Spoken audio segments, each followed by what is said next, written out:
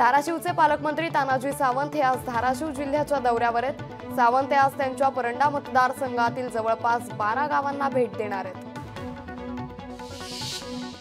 माजी केंद्रीय मंत्री सुरेश प्रभू यांच्या अध्यक्षतेखालील समितीने नवीन राष्ट्रीय सरकारी धोरणाचा मसुदा तयार केलाय।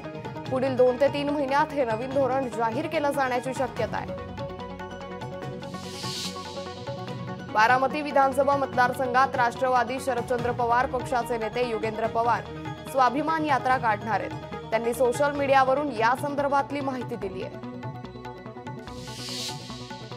मुख्यमंत्री एकनाथ शिंदे आज लाडकी बहीण योजनेतील 15 लाभार्थी महिलांच्या कुटुंबांना भेट देणार आहेत। लाडकी बहीण योजनेतील कुटुंबाच्या भेटीच्या कार्यक्रमाला सुरुवात होणार आहे। मुख्यमंत्री दररोज 15 लाभार्थी कुटुंबांना भेट देणार आहेत।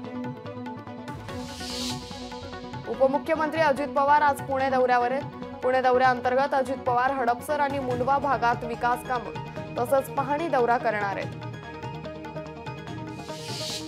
खासदार वसंतराव चव्हाण यांच्या अकाली निधनामुळे नांदेड लोकसभेच्या पोटनिवडणुकीत त्यांचे पुत्र रवींद्र चव्हाण यांना उमेदवारी देण्याची मागणी करण्यात आली आहे। नांदेड जिल्हा आणि महानगर काँग्रेसच्या 3 शाखांच्या संयुक्त बैठकीत ही मागणी करण्यात आली आहे।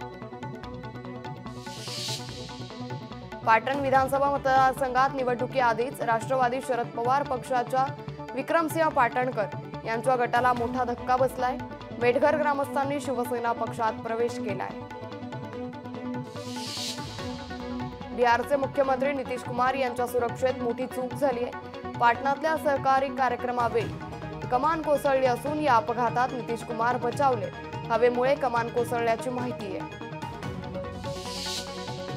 बांगलादेश पाठोपाठ पाकिस्तानातही राजकीय उद्रेक होण्याची शक्यता आहे। इम्रान खान यांच्या सुटकेसाठी हजारो नागरिक रस्त्यावर उतरले असून पाकिस्तान तहरीक-ए-इन्साफ पक्षाकडून इस्लामाबादमध्ये रॅली काढण्यात आली। या रॅलीनंतर अनेकांना अटक करण्यात आली आहे।